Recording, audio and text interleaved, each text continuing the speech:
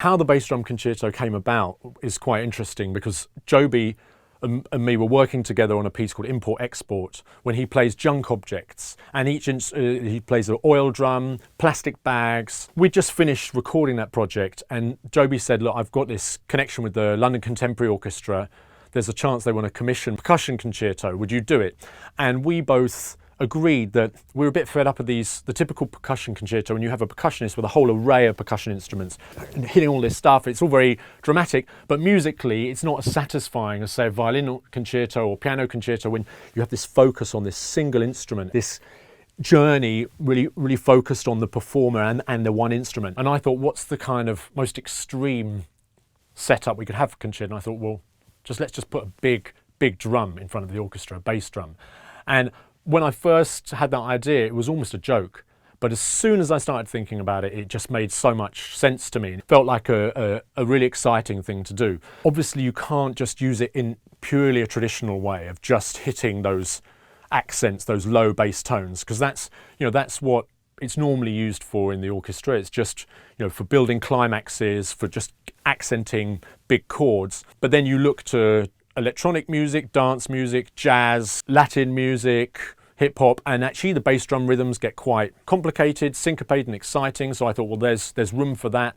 But also I had seen some contemporary music when people had, for example, rubbed a super ball along the skin and created this kind of moaning wail sound.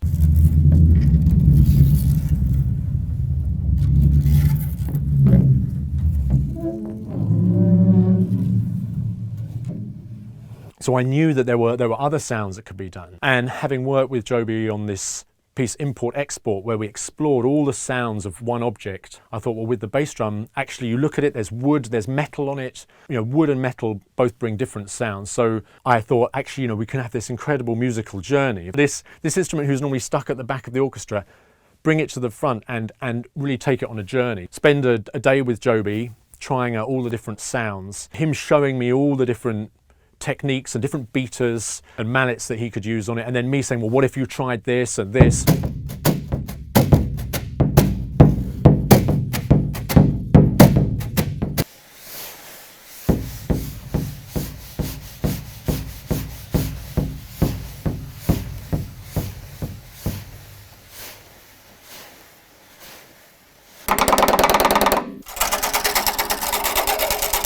Joby showed me this thing called the lion's roar. Had a string coming out of the drum, and you kind of stretch the string and bow it. And then we explored what happens when you play it with your hands. We found that actually when you play it with the hands, you can actually get slightly different pitches than thimbles on the side of the drums.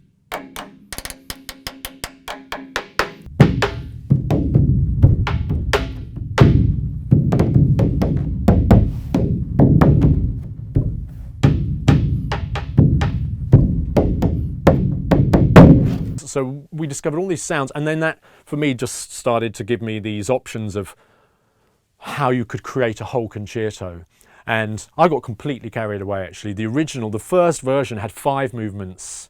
Now it only has 4 movements because it was just too long. What was interesting as well, when we explored all the sounds the bass drum can make, is that the different sounds of it inspires the style, the musical ideas that you come up with. So, for example, when you hit the drum with a chain on it and with the rooter, it reminded me of kind of tough urban beats.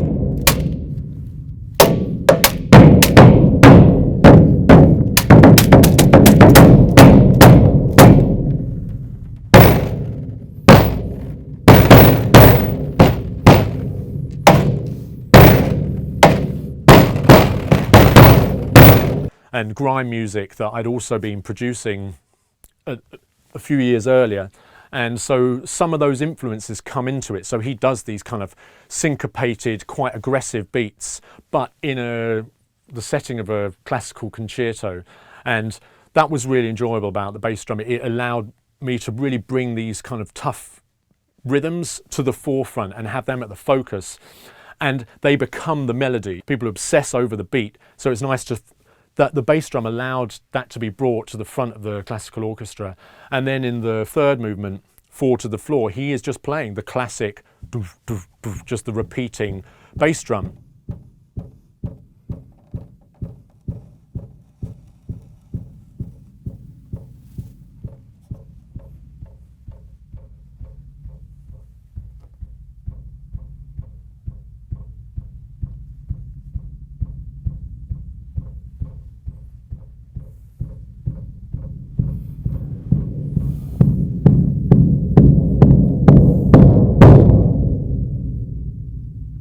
but there's this slowly changing harmonic pattern from the orchestra around that, and paired with the bass drum slowly opening up, kind of the sound going from a tight sound to an open sound, kind of moving from one type of electronic bass drum to another one in a way, but all done acoustically. Again, that reveals in a way what's behind dance music, but with a more classical approach. And sometimes have melody. I mean, he's playing melodies on the bass drum, but just I'll double what he does with pizzicato cellos and double basses to just bring out a tiny bit of pitch. So you really feel like the melody is coming from him, though actually the exact pitch is kind of supported by the orchestra.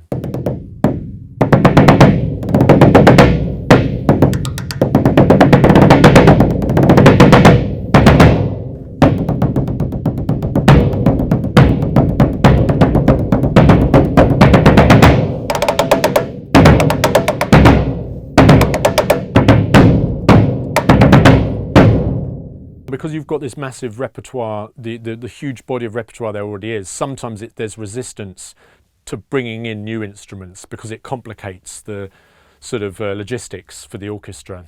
I mean, the nice thing about the bass drum is that you know there's going to be a bass drum in the orchestra. And in fact, in this concerto, there's no other percussion. That was another important point, that the only percussion instrument is just the bass drum.